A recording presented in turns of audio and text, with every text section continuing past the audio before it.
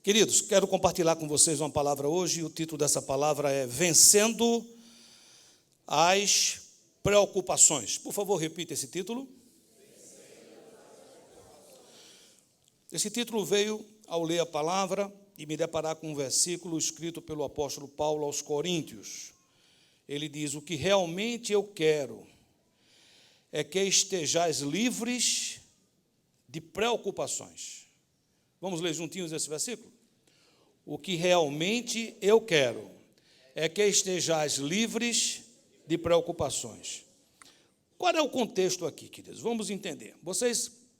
Muitos de vocês, talvez, se não todos, a grande maioria, assistiram eu trazer aqui 7 mensagens sobre as igrejas do Apocalipse, baseado no livro que o Senhor nos deu, e eu sei que, se não todos vocês, a maioria comprou esse livro. Se você não comprou, compre.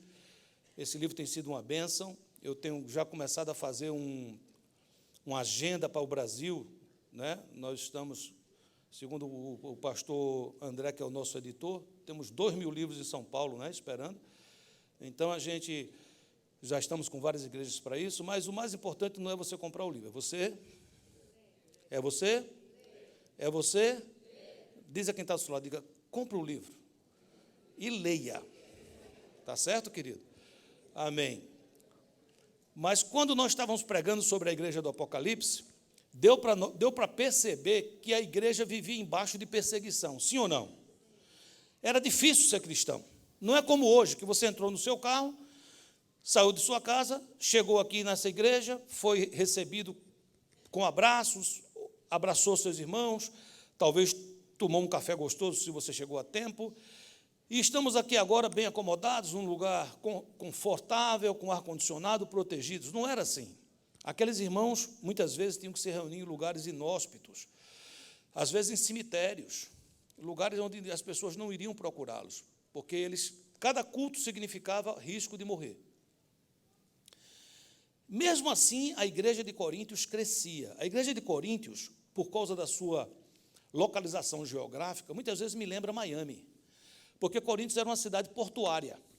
Então, uma cidade portuária tem muitos negócios, porque navios passam trazendo e levando pessoas, trazendo e levando mercadorias, e essas cidades tendem a ter emprego, tendem a ter vida mais agitada, e a igreja de Coríntios respondeu, ela cresceu muito.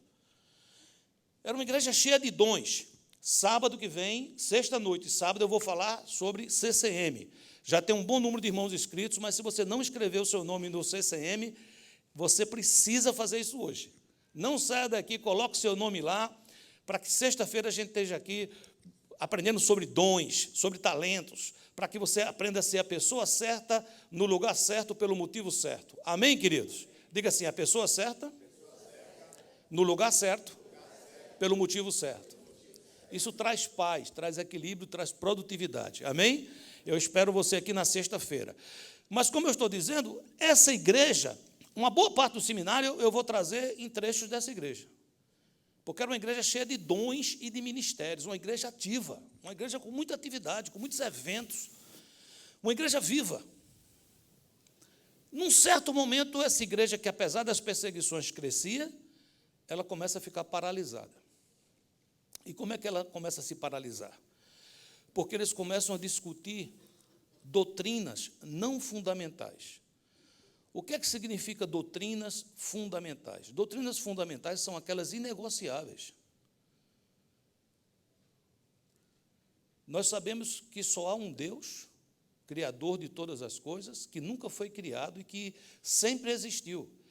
E ele se apresenta como Deus Pai, Deus Filho e Deus Espírito Santo.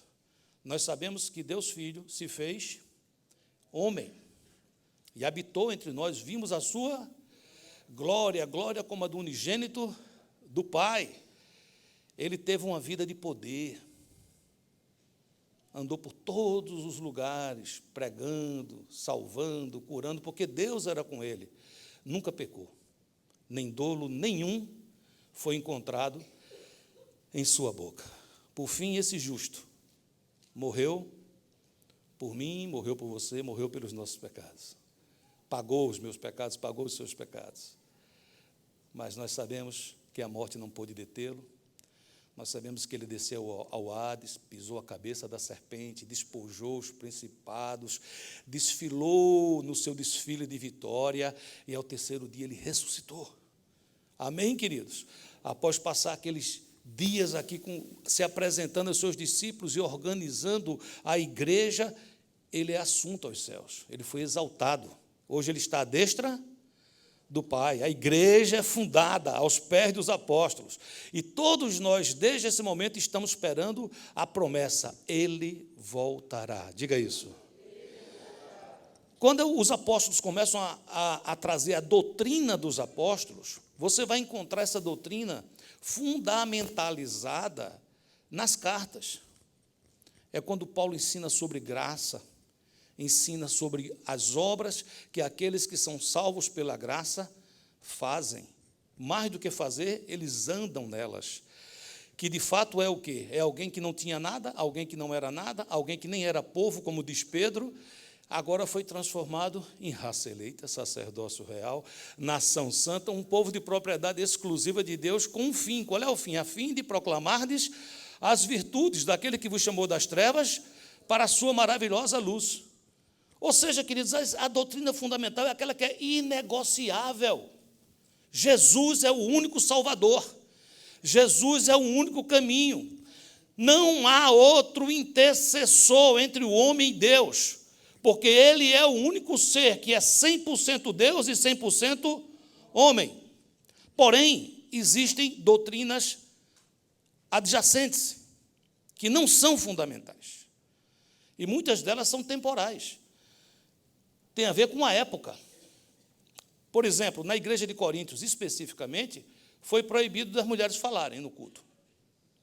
Não foi proibido em Éfeso, não foi proibido em Gálatas, na Galácia, que era a cidade, não foi proibido em Filipos, não foi proibido nas outras cidades, porque Coríntios tinha um contexto.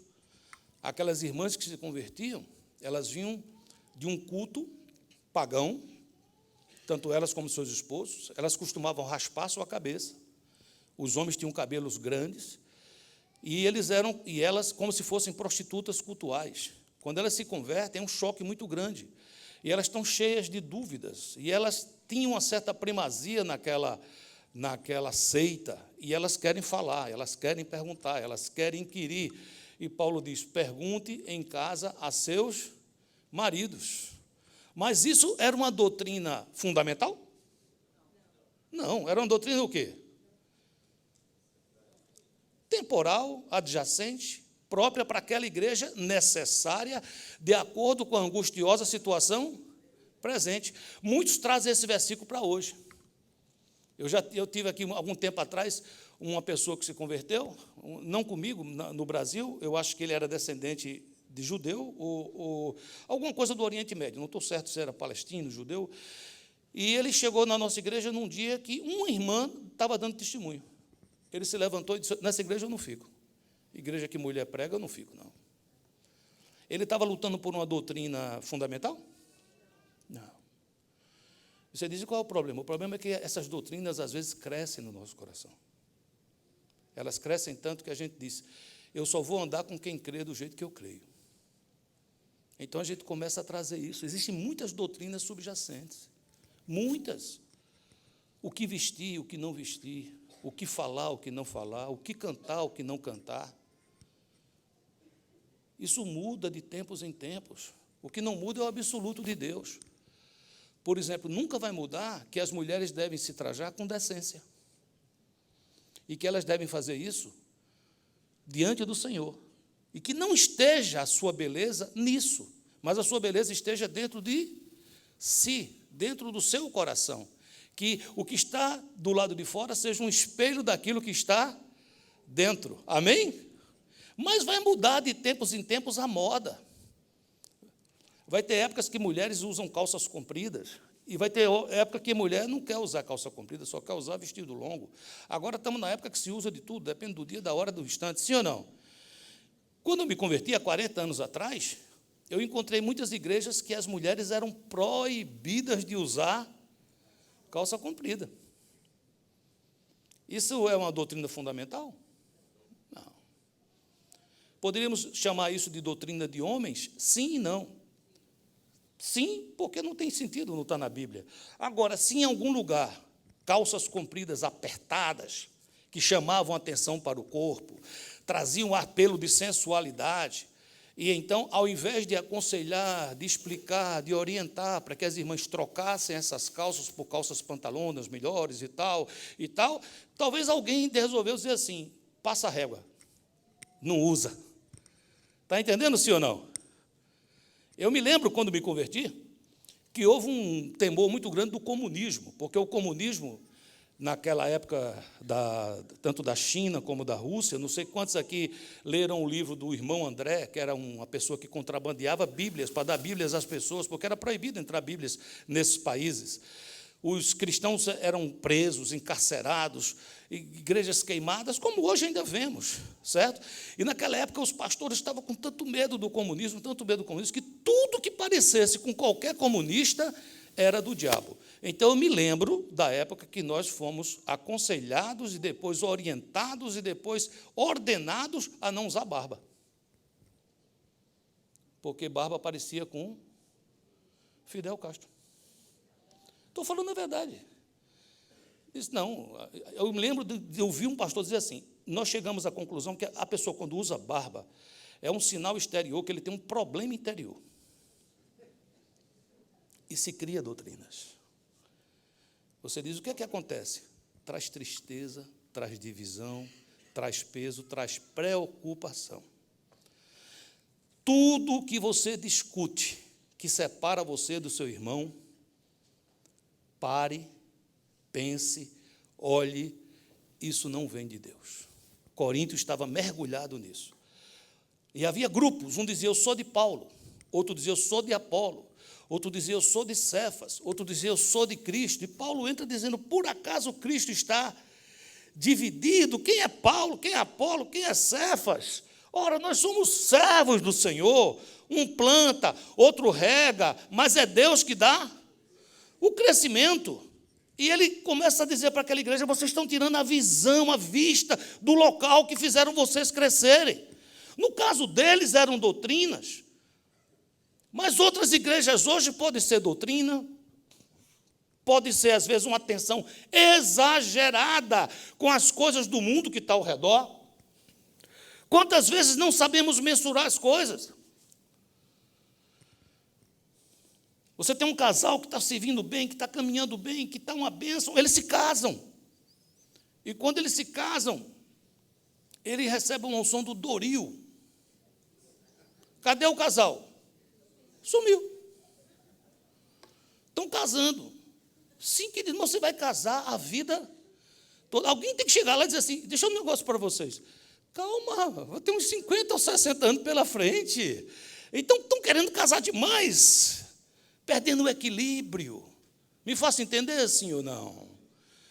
Vemos um carro bonito e desejamos um carro bonito. É pecado querer um carro bonito? Não. Mas, às vezes, isso toma conta do coração, nos faz trabalhar em dobro, nos tira do seio da família, preocupações. O que significa preocupação, pastor? Preocupação é uma ocupação antes do tempo. Pré-ocupação, uma ocupação prévia. Eu tenho um problema para resolver daqui a 2 anos. E o que é que eu tenho que fazer? Eu tenho que me preparar e esperar, que daqui a 2 anos eu vou resolvê-lo. A preocupação me faz viver aquele problema todo dia, todo dia, todo dia. Me faça entender, sim ou não? E muitas vezes, queridos, tudo isso é movido por boa intenção. Mas boa intenção que traz divisão é má intenção. Boa intenção que tira você do rumo é má intenção.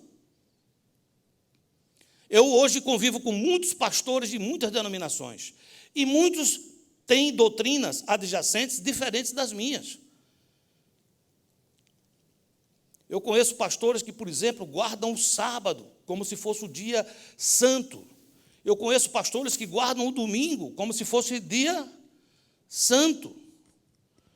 E você pergunta, e você, pastor? Eu procuro guardar todos os dias, porque é o que a igreja primitiva fazia.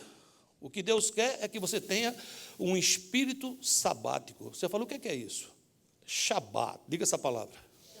E o que é Shabat? É depender de Deus, é descansar no Senhor. Não adianta você passar um dia imóvel, com o coração preocupado, nesse dia eu não posso pecar, e nos outros dias você libera geral. Isso é religiosidade. Corinto estava cheio dessas coisas. Você está entendendo ou não? Igreja próspera, igreja crescente, parou. Igreja que tinha conversões, estavam acabando com os infernos, estavam retirando almas do inferno e estavam povoando os céus. Parou. Me faça entender, sim ou não? Quantas casas, queridos, quantos casamentos maravilhosos estão caminhando bem, estão andando com o Senhor, até que começam a entrar preocupações financeiras, por posição, por qualquer coisa. E quando você menos espera, aquilo que ia bem, parou. Aconteceu coisa parecida com os Gálatas. Paulo pergunta: o que foi que aconteceu? Vocês corriam bem? Vocês não sabem que um pouco de fermento leveda toda a massa? Por isso que o autor de Hebreus diz: gente, coloque os seus olhos em Jesus, que é Ele que é o autor e consumador da fé. Sempre vamos ter algumas coisas que pensamos diferentes, sempre. Isso não vai me separar de você, não vai. A Bíblia diz: uns fazem diferença entre dias e dias, outros não fazem.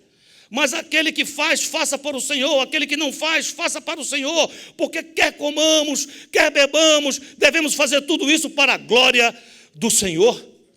Essa é a igreja que cresce, é a casa que cresce, é aquela que coloca o seu foco em Cristo. Eu lhe convido a ler um pouco desse texto comigo, o contexto, para a gente poder entender. Coríntios 7, 29 diz: isto, porém, vos digo, irmãos, o tempo se abrevia, digo, o tempo se abrevia. O que resta é que não só os casados sejam como se o não fossem, mas também os que choram como se não chorassem. E os que se alegram? Como se não se alegrassem. E os que compram? Como se nada possuíssem. E os que se utilizam do mundo? Como se dele não usassem. Porque a aparência deste mundo passa. O que realmente eu quero é que estejais livres de preocupações. Você tem um boletim?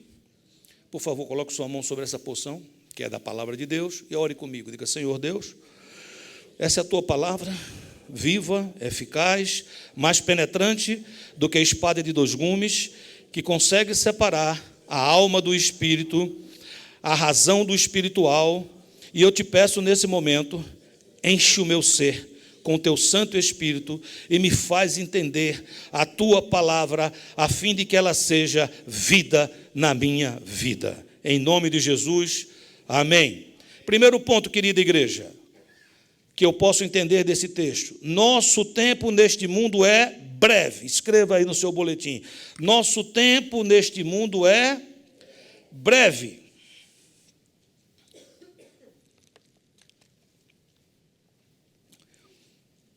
Quantas pessoas estão sem falar com um pai, estão sem falar com sua mãe, estão sem falar com sua sogra?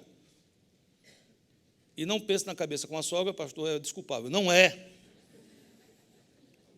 Estão sem falar com seu genro, com sua nora, com amigos, porque tiveram uma discussão feia. E disse: se ele não se dobrar, comigo não vai falar mais. Já ouviram falar sobre isso? Sim ou não? Sabe o que essa pessoa pensa? Ela pensa que ela vai viver 3, 4 mil anos aqui na terra. Meu filho, minha filha, a vida é breve. A vida é breve. Quantas pessoas... Eu sempre fico assim, um pouco com o coração pesado em funerais. Eu, como pastor, já tive que fazer muitos funerais. Você diz: qual é a parte que o senhor assim sente um certo peso, pastor? É que eu, de repente, sou avisado pelas pessoas que eu estou diante de uma pessoa sem falhas. Geralmente o morto o defunto, não tem falhas. Todas as pessoas que chegam lá na frente para falar, ou perto para falar, dizem o quê? Esse homem era um homem bom.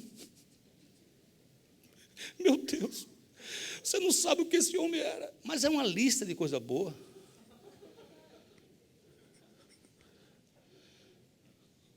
O morto não está ouvindo. Não escutou nada disso em vida. Você tem alguma coisa boa para dizer de alguém? Espera ele morrer, não, que ele não vai escutar, não, querido. É lógico que o morto, tanto ele como eu, como você, teve defeitos. E o que é que faz isso, pastor? Eu sei lá, é uma mistura de culpa, porque não falou, para agradar a família, ou porque é ético, é bonito, né? Porque você fazer o contrário seria uma coisa muito mal educada, sim ou não? Eu não vou dizer o nome, mas eu conheço uma família que um pastor causou uma dor nessa família dilacerante. No dia que o pai dessa família faleceu, que foi ser feito o funeral, eu sei porque o filho me contou.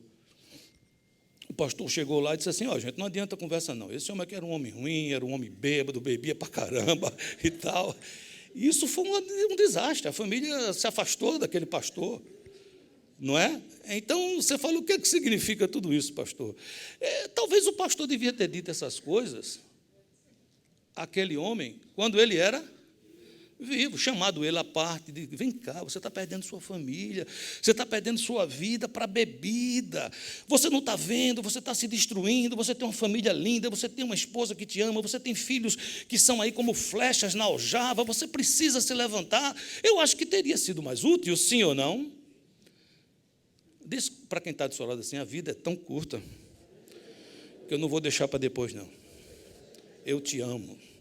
Diga umas 3 ou 4 coisas boas dessa pessoa que está do seu lado aí. Aproveita aí.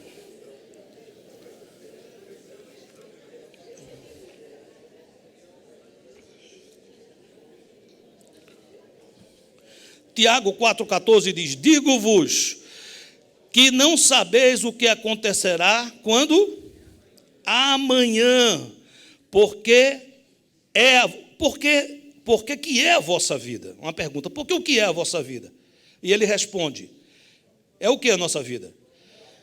É um vapor que aparece por um pouco e depois se desvanece, queridos. Nós temos que entender a brevidade da nossa vida. Tudo passa, só não passa aquilo que é eterno. A palavra do Senhor, essa permanece para sempre. Então é importante que a gente consiga entender isso. Por que tantas preocupações? Por que tantas brigas? Por que tantas ansiedades? Por que tantas divisões? Por que tantas celeumas? Talvez a gente pense que vamos viver eternamente nesse mundo, mas não vamos. E a gente troca as coisas importantes por coisas que são secundárias. Não tem nada, marido e mulher, que seja tão importante que faça vocês dormirem com raiva um do outro. Não tem nada que seja tão importante que faça você fechar as portas da casa para um filho e dizer, não quero mais você aqui. Não tem nada nessa vida tão importante que me faça abrir mão da companhia, do amor, da solidariedade dos meus irmãos, inclusive daqueles que não concordam comigo, daqueles que pensam diferente de mim. Nós não estamos juntos porque pensamos 100% igual. A Bíblia fala de 3 unidades. A unidade de espírito, que foi conquistada na cruz, que é essa que nos fez um. A unidade de corpo, que é vida com vida, a dor de um é a dor de todos. E a unidade de fé. Dessas 3 unidades, a única que é progressiva é a unidade de fé. Até que cheguemos à unidade da fé. Se ela é progressiva, por que ela é progressiva? Porque ela não pode existir de uma vez. O que é unidade de fé? É a gente crer na mesma coisa. Nós podemos crer na mesma coisa hoje e agora nas doutrinas fundamentais, mas nas coisas eu acho isso errado, eu acho isso certo. Dá um tempo para o teu irmão. Há um momento de uma discussão tão grande na igreja, isso foi uma das coisas primeiras que o inimigo soltou como um vírus para abalar a igreja. Havia tanta discussão que chegou um ponto que o apóstolo Paulo disse assim, para. Vamos fazer um mandamento aqui. Cada um ande de acordo com a revelação que recebeu de Cristo. Ou seja, alguém diz, Deus falou isso para mim, então viva. O problema é que não é que eu quero viver, é que eu quero forçar o outro a viver. A única coisa que você foi mandado fazer foi discípulo. Você não foi mandado a empurrar doutrinas humanas ou os que você crê na cabeça dos outros, não, querido. O que é fazer discípulo, pastor? É multiplicar a vida de Jesus, não sua vida. O que Deus espera não é que eu chegue aqui no domingo e multiplique a minha vida na vida de vocês, não. Ele espera que eu seja um multiplicador da vida de Cristo na vida de vocês, porque isso não passa. Isso não passa. Segundo ponto, depois de entender que a vida é breve, nós precisamos aprender a fazer todas as coisas com um foco certo.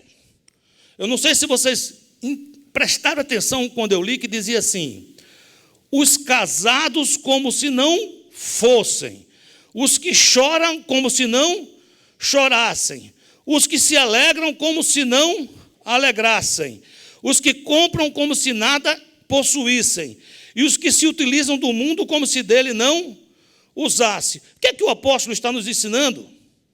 É claro que de modo nenhum ele está nos ensinando a ter uma vida irresponsável, insensível ou de ilusões. Ele está dizendo que é para fazer essas coisas, mas com o foco certo. Quando ele diz os casados como se não fossem casados, ele não está mandando você viver uma vida louca de solteiro, não é isso. Ele está dizendo a você, seja casado, mas coloque o seu casamento no lugar certo. Teve um dia um homem de Deus que recebeu uma bênção de Deus, que foi um filho. Filho é bênção ou não? Ele colocou esse filho no lugar errado. Ele começou a colocar esse filho capaz dele tomar decisões sem consultar a Deus.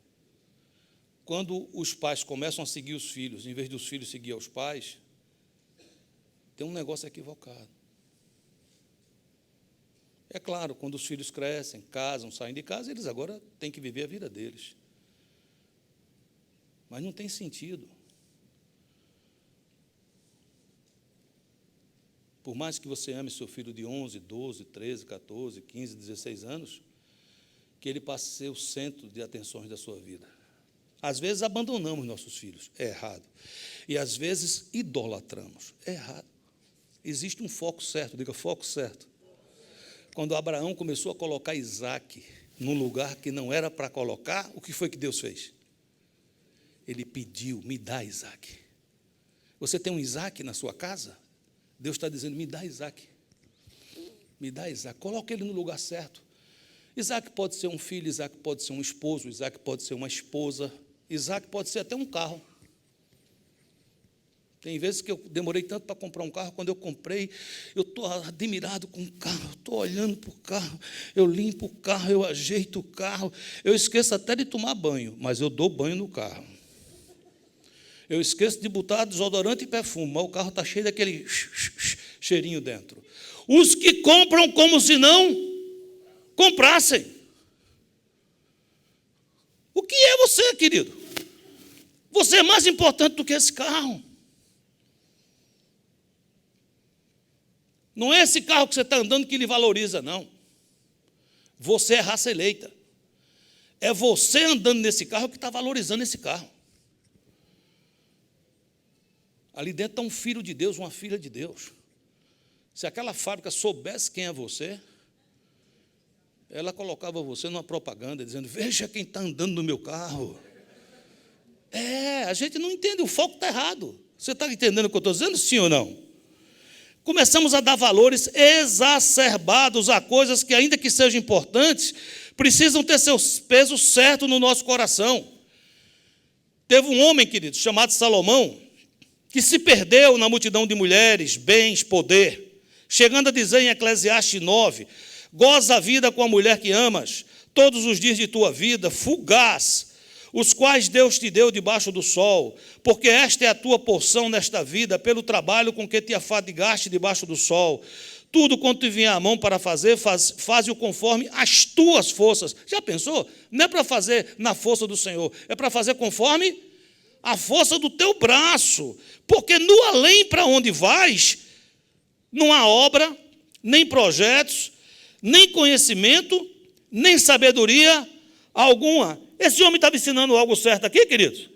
Ora, queridos, ele está ensinando que no além não há nada, não há sabedoria. Amados, toda a Bíblia nos ensina que no além, na eternidade, após a nossa vida terrenal, há uma eternidade a ser vivida, ao lado daquele que é a sabedoria de todas as coisas, o princípio de tudo, nele reside tudo.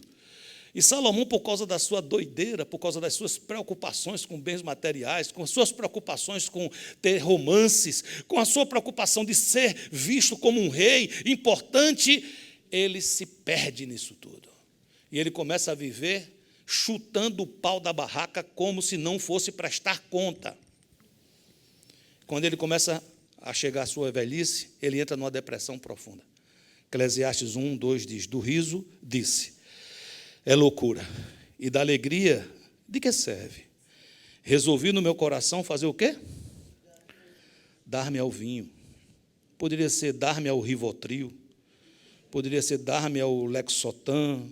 Ou a cachaça, tanto faz. Tudo quanto desejaram os meus olhos. Foi o que aconteceu? Não lhes neguei. Esse homem aqui é um homem que hoje muita gente chamaria de homem próspero. Porque o que ele queria, ele tinha. Ele tinha todos os carros que queriam, todos os cavalos que queriam, todas as mulheres que queriam, mas, na verdade, esse homem era um homem pobre, cego, nu. Tudo quanto desejaram os meus olhos não lhes neguei, nem privei o coração de alegria alguma, pois eu me alegrava com todas as minhas fadigas, e isso era a recompensa de todas elas. Eclesiastes 2:17, pelo que aborreci a vida, me foi penosa obra que se faz debaixo do sol. Sim, tudo é vaidade correr atrás do vento. Também aborreci todo o meu trabalho, com quem me afadiguei debaixo do sol. Visto que o seu ganho eu havia de deixar a quem viesse depois de mim. Você quer um quadro mais bem pintado do que esse? Um homem que andou e viveu preocupado por adquirir, por ser reconhecido, por ser o cara, e termina a vida dizendo, não tenho prazer em nada. Quando eu vou para o meu trabalho, eu vou me arrastando. Quando eu acordo de manhã, não quero levantar da cama. Quando eu vou dormir, o sono sai. É aquela coisa, eu fico no sofá esperando o sono chegar. Quando o sono chega, eu levanto do sofá e vou para a cama. Aí eu percebo que o sono ficou lá no sofá. Porque não tem paz, não tem alegria. Não é aquela pessoa que bota a cabecinha no travesseiro e diz assim, em paz me deito e logo pego no sono. Não é porque sou riquíssimo, não é porque tenho bens, não é porque tenho muitos romances, não, porque só tu, Senhor, me fazes repousar em segurança. Sabe, queridos, muitas das coisas que eu citei aqui são corretas ter. Claro que ter amantes, isso é errado. Adultérios, isso é pecado. Mas você ter sua casa para morar, você ter um carro bom para andar, se assim você pode, você ter seu casamento diante do Senhor, ter sua família, ter seus filhos, isso é coisa boa, isso é coisa certa. O problema, queridos, é o foco. É onde isso está no seu coração. A palavra de Deus fala de um homem chamado Jó, que era um homem rico, cheio de filhos, e, pasmem, temente a Deus e que se desviava do mal. Os seus filhos saíam e Jó ficava em casa acordado, preocupado. Será que estão com má companhia? Onde é que eles estão? E estava lá Jó em casa. Os meninos chegavam. Graças a Deus chegaram. Foram para a cama. E Jó ia para onde? Jó ia sacrificar a Deus um animal para pedir perdão a Deus pelos pecados dos filhos. Eu ouso dizer que esse homem estava com foco errado, queridos.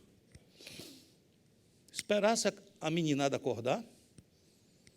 Senta aqui comigo. Vamos colocar os pontos nos is. Onde é que vocês estavam ontem? O que é que estavam fazendo?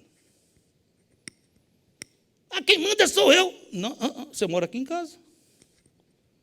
Quem paga seu celular sou eu, quem paga as contas sou eu, quem paga sou eu.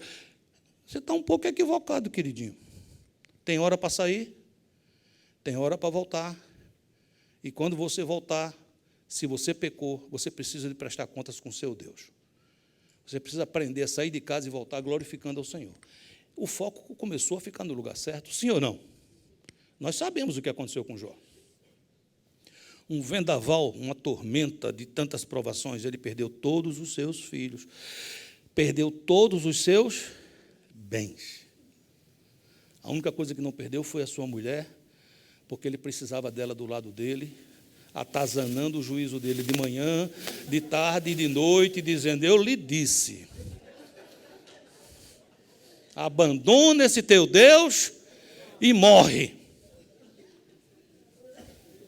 Nós sabemos que, ao final, Deus levanta Jó e dá tudo em dobro a ele, amém? Só não deu a mulher em dobro porque também não levou, ficou ela só mesmo. Mas disse que ela melhorou muito, viu? E no final ele diz: antes eu te conhecia só de ouvir falar, mas agora os meus olhos te veem. Ou seja, eu estava com o foco errado. Eu estava olhando para o Senhor sem óculos, eu te via uma imagem que eu escutei um pastor pregar, o outro pastor no YouTube, o outro pastor que me mandaram no WhatsApp, e eu digo: eu sei quem é Deus, assim, uma cabeça de uma perna de outro, é um Jesus Frankenstein, uma coxa de retalhos, era assim que eu via. Mas agora não. Agora os meus olhos te veem, eu entrei no foco. Você tem que ver Deus na sua casa, você tem que ver Deus no seu cônjuge, você tem que ver Deus nos seus filhos, você tem que ver Deus nos seus pais. Você diz: e por quê, pastor? Porque ele disse: quando você fizer alguma coisa a um desses pequeninos, você fez a mim. Se você, marido, está traindo sua esposa, você está traindo Jesus. Se você, mulher, está traindo seu esposo, mesmo virtualmente, você está traindo Jesus.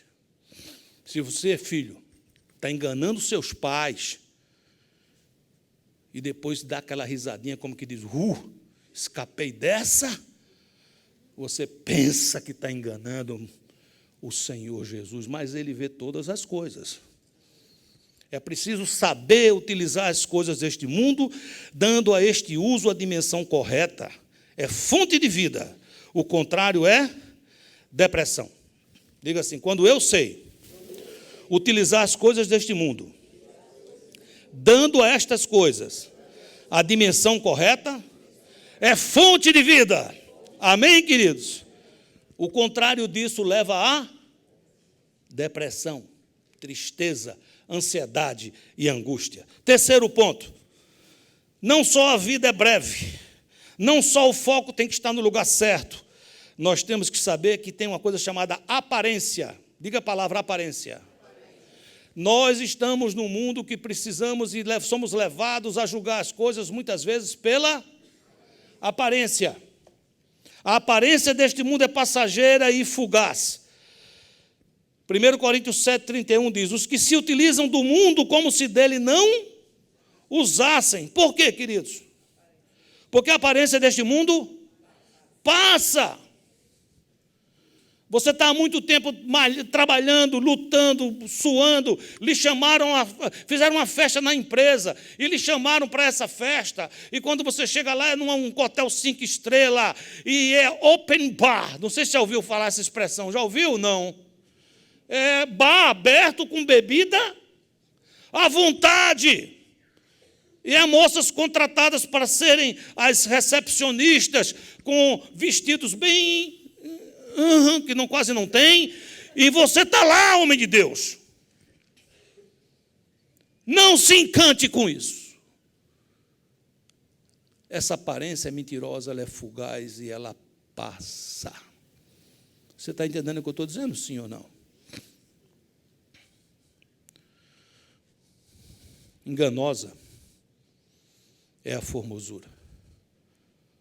Enganosa é a formosura, diz a palavra do Senhor. É preciso trocar as lentes, queridos. Você precisa dizer dentro de você assim: eu não vou ser comprado por um prato de lentilhas, por mais bonito que ele seja. Eu não venderei a minha fé, porque me encantaram ao me levar a ver celebridades. Queridos, eu fico surpreso quando eu vejo homens e mulheres de Deus, cristãos, aparece às vezes no local, no aeroporto, aí lá está um ator,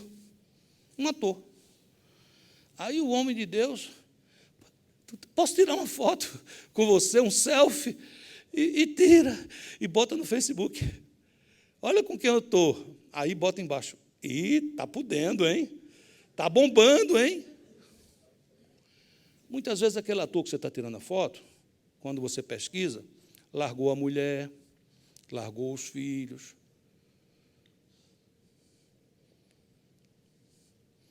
É a favor de tantas coisas contra a Bíblia. Você tem que se conhecer melhor, querido. É o contrário. Você, quando está andando, aquele ator, quando viu você, era para ele pedir para tirar foto com você, e você correr, dizer, não, agora não, quando tu te converteres, tiraremos a foto. Eu tenho imagem a zelar. Olha para quem está do seu lado e fala assim, você sabe como é que Jesus te vê?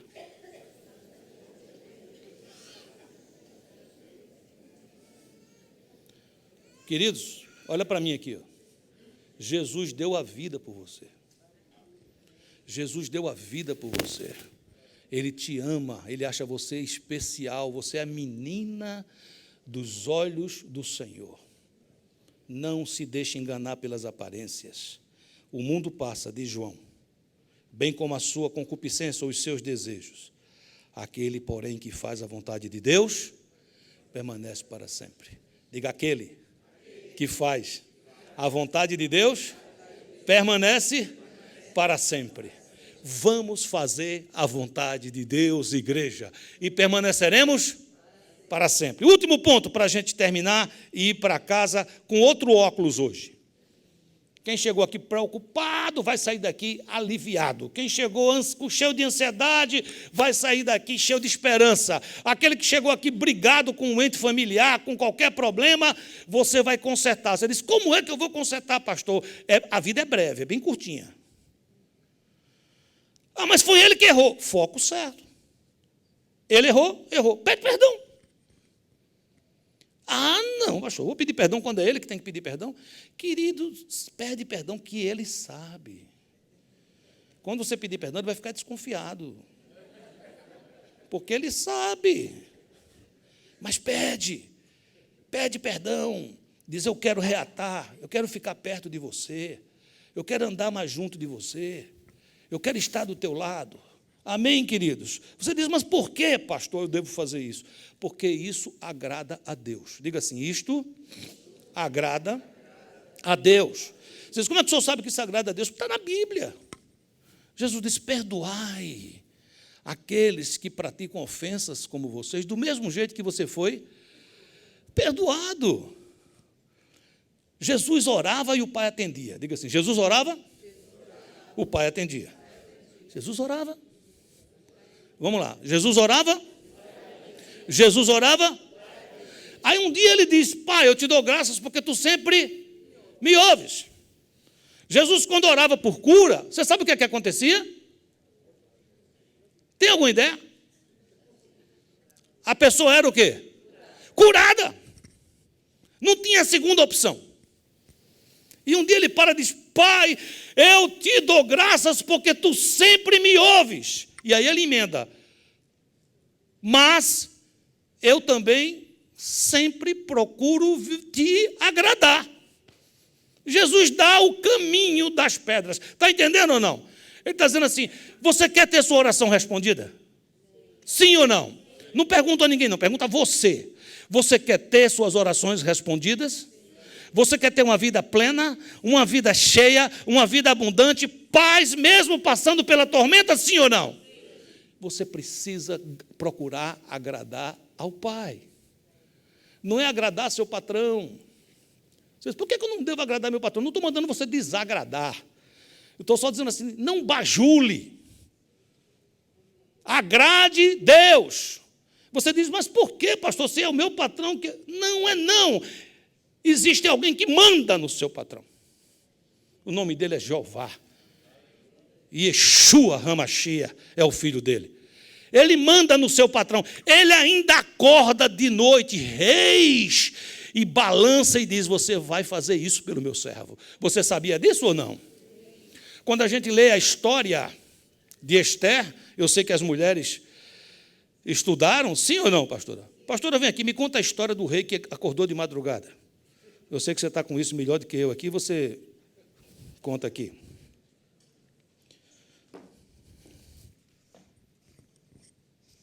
A gente estava falando sobre isso hoje de manhã, e nosso coração encheu, né? Porque Esther estava fazendo jejum e oração junto com as servas e com todo o povo judeu, porque havia um decreto do rei influenciado por Amã para matar todo o povo. E ela começou um jejum e uma oração com aquelas pessoas por 3 dias, porque ia se apresentar diante do rei. E naquela época a rainha não podia se apresentar diante do rei sem que ele o chamasse. Não é? E o Mordecai, o Amã, estava querendo matar, era o tio dela, queria matar o Mordecai, tinha preparado uma forca, e no segundo dia, né, ela recebeu o rei, tomaram um lanche junto com Amã, e Amã muito vaidoso, muito importante, mas com a ideia de matar o Mardoqueu. E o rei disse, o que você quer? Eu posso dar até a metade do meu reino para você. E ela disse, não, eu quero que você venha novamente amanhã para um banquete que eu vou fazer com Amã. E nessa noite aconteceu algo surpreendente, todo o povo orando, e aí, quando o rei deitou, ele não conseguia dormir, né? Porque Deus tira o sono também dos reis, né? E ele chamou o servo dele e diga, traga os livros que falam sobre os acontecimentos do reino e venha ler para mim, para que eu possa dormir, não é? E o que aconteceu naquela noite? Eu imagino quanta história tinha, mas foi justamente chegou a história do Mordecai, porque Mordecai tinha sabido anteriormente de um assassinato que estavam planejando contra o rei, e o Mordecai foi até a rainha Esther e disse, escuta, esse homem estão tentando matar o rei, avisa para ele. E aí o rei foi avisado, e aqueles 2 homens foram mortos, e isso foi esquecido. E naquela noite Deus traz alguém para lembrar ao rei que o Mordecai tinha livrado o rei da morte. E justamente naquela noite, quando ele estava lendo, o rei disse, e o que fizeram para o Mordecai? E o homem disse, não fizeram nada. E aí ele escuta um barulho fora e diz, quem é que está no pátio? E o Amã estava chegando naquela hora, exatamente naquela hora, para pedir ao rei para assassinar o Mordecai. Olha que coisa incrível. Naquela noite, ele disse, chama o Amã. Quando o Amã chega, ele diz assim, Amã, você é um oficial, o que é que você acha que eu deveria fazer a alguém que o rei admira, que o rei tem um coração grato? E Amã achou que isso seria com ele. Então, ele fez o top da homenagem, a honra que podia ser dado. Ele vai colocar o manto do rei, o rei põe ele em cima do seu cavalo e anda por toda a cidade, com joias, com tudo. E Amã deu assim uma descrição enorme. E aí ele vira para o Amã e diz assim, Mordecai é o homem, faça isso com ele. E aí Amã sai com Mordecai, aquela forca, quem se enforcou nela foi o Amã. Amém. Glória a Deus. Olha aqui para mim, você está precisando que o seu chefe lembre de você? Você está precisando que o seu marido lhe trate com mais carinho? Você está precisando que a sua esposa lhe compreenda melhor e entenda a missão que você tem? Você está precisando, não é agradando a um ou a outro, entenda que eu não estou mandando você desagradar. Eu estou falando sobre Agradar no sentido de obedecer, de ficar à mercê, de se render. É o contrário, é agradando a Deus. Ele ainda acorda reis, ainda acorda marido chato, ainda perturba mulher ranhenta de noite e diz: você está errada, acorde e conserte as coisas com o seu marido. Ele ainda entra nos quartos dos jovens rebeldes e dá uma balançada neles para eles acordarem obedientes. Eu creio nisso, você crê? Então vamos ler 1 Coríntios 7:32. O que realmente eu quero é que estejais o quê? Livres de preocupações. Quem não é casado, cuida das coisas do Senhor, de como agradar o Senhor. O que é que significa isso? Paulo estava sendo contra o casamento? Não.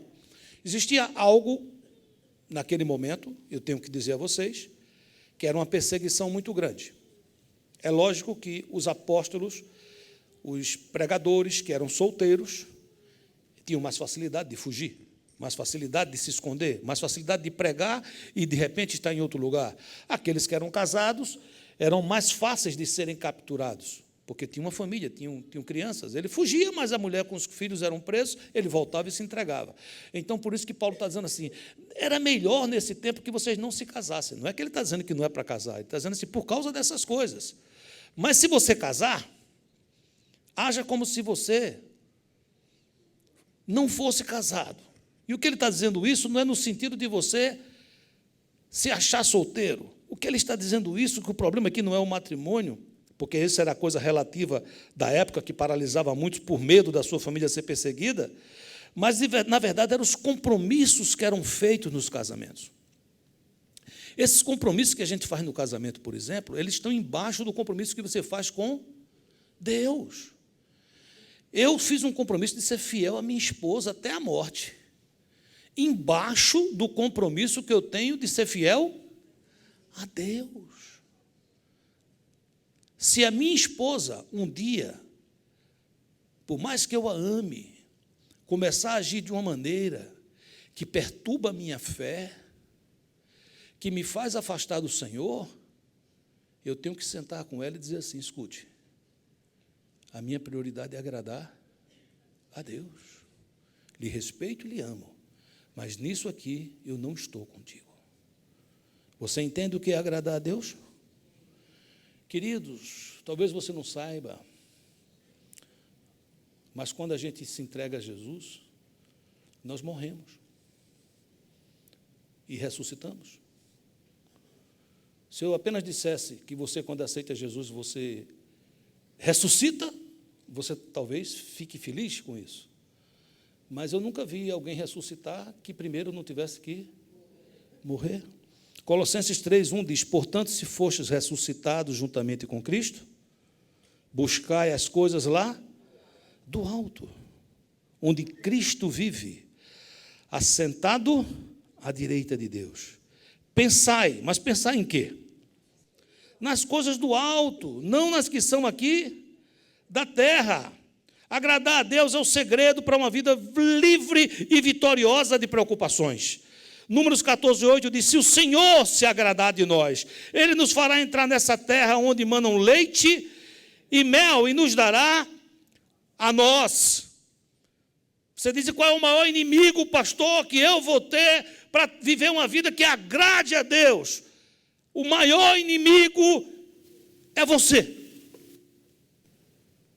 Ministrávamos eu e o pastor André para um grupo de pastores na sexta-feira à noite. Nós chegamos ali às 8 da noite e estava suposto da gente ficar até umas 9h30, 10 horas. Saímos já muito depois da meia-noite. Eles tinham sede e perguntavam. E houve um certo momento que eu estava falando exatamente sobre discipular, sobre multiplicar a vida de Jesus, e aonde foi levantado uma questão: qual é o nosso maior inimigo nisso? E eu disse: o meu maior inimigo se chama Joaquim Costa Júnior. O meu maior inimigo é a carne. Se eu vencer a carne, porque você diz, mas por quê? Porque, na verdade, quando eu agrado o meu patrão, quando eu agrado alguém, é porque eu quero algo que me agrade. Eu não gosto de agradar ninguém, não. Eu quero é ser agradado. Eu quero que as coisas venham para mim. Como é que eu posso agradar a Deus quando eu estou no centro da minha vida? Romanos 8,8 diz: portanto, os que estão na carne não podem agradar a Deus. Eu vou terminar dizendo a seguinte frase: Deus quer que você viva livre de preocupação, porque Ele quer que você creia que Ele cuida de você. Deus cuida de você. Você tem problemas hoje? Você tem lutas? Não tem problema. Se você tem lutas e problemas, você está vivo. Mas eu quero que você saia daquela porta ali hoje sabendo o seguinte: Deus cuida de você, Deus cuida da sua família, Deus cuida dos seus filhos, Deus cuida das suas finanças. Mateus 6 diz assim: por isso eu vos digo, não andeis cuidadosos quanto à vossa vida, pelo que é vez de comer ou pelo que é vez de beber, nem quanto ao vosso corpo, pelo que é vez de vestir. Não é a vida mais do que o mantimento, e o corpo mais do que a vestimenta? Olhai para as aves do céu, que não semeiam, nem cegam, nem ajuntam em celeiros, e vosso Pai Celestial as alimenta. Não tendes vós muito mais valor do que elas? Não andeis, pois, inquietos, preocupados, dizendo: que comeremos? Ou que beberemos? Ou com que nos vestiremos? Porque todas essas coisas os gentios procuram. De certo, vosso Pai Celestial bem sabe que necessitais de todas essas coisas. Mas buscai primeiro o reino de Deus e a sua justiça, e todas essas coisas vos serão acrescentadas. Pega na mãozinha de quem está do seu lado e fala assim: Deus está sabendo de tudo que você precisa. Diga: Ele já sabe. Busque primeiro agradar a Deus. Busque primeiro o reino de Deus e a sua justiça, o seu modelo, e tudo vai ser acrescentado. Vamos ficar de pé, eu quero ler junto com você 1 Pedro 5,7, por favor. Ô, minha filha, não se preocupe, eu quero que você ande sem preocupações. Vamos ler 1 Pedro 5,7. Vamos juntos? Lançando sobre ele toda a vossa ansiedade, porque ele tem cuidado de vós. Vamos ministrar um ao outro. Olhe para quem está do seu lado e diga assim: pode ser que você tenha lutas, preocupações, mas agora lance sobre ele. E o motivo é porque ele cuida de você, cuida da tua família, cuida dos teus filhos, cuida dos teus negócios, cuida do teu visto nesse país, cuida do teu sustento. Amém, queridos? Olhem para mim. Talvez você, quando entrou naquela porta hoje, havia no seu coração uma preocupação legítima. Não era ilegítima, não. Legítima. A mãe que chora por um filho que é rebelde, essa preocupação é legítima. Uma esposa que chora por um esposo que está enganado por um espírito de engano, por um espírito de Jezabel, essa preocupação é legítima, é verdadeira. Alguém que tem necessidade de ter provento, sustento, trabalho, essa preocupação é legítima. Mas Deus trouxe você aqui hoje para que você fique livre das preocupações. Ele está dizendo assim: me dá a tua preocupação. Lançar sobre ele é você trocar. É você entregar o seu fardo a Jesus e você receber o fardo dele, que é leve e suave. Então, para você, para nós, para aqueles que chegaram aqui, que estão com algum peso no coração, eu quero que você venha à frente, mas não é para você conversar comigo. Eu amo você e quero conversar com você, mas agora não é para isso, é para você conversar com o Senhor, é para você trazer um pacote e dizer: Senhor, eu vim aqui te entregar isso. Meu coração está chorando, eu estou morrendo de preocupação com isso, eu estou tão angustiado com isso, é uma coisa que vem na minha cabeça e volta, mas hoje eu quero deixar aos teus pés. Então, vem agora você que está sentindo isso, em nome de Jesus, e entregue isso ao Senhor, em nome de Jesus. Não se demore.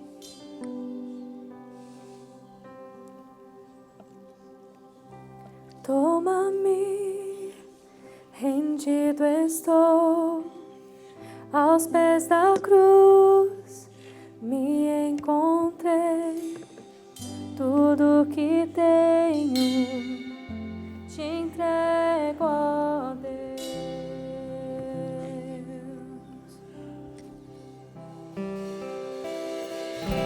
Vem limpar as minhas mãos, purificar meu coração, que eu ande em tudo que tens pra mim. Oh, oh, oh, eis-me aqui, rendido estou.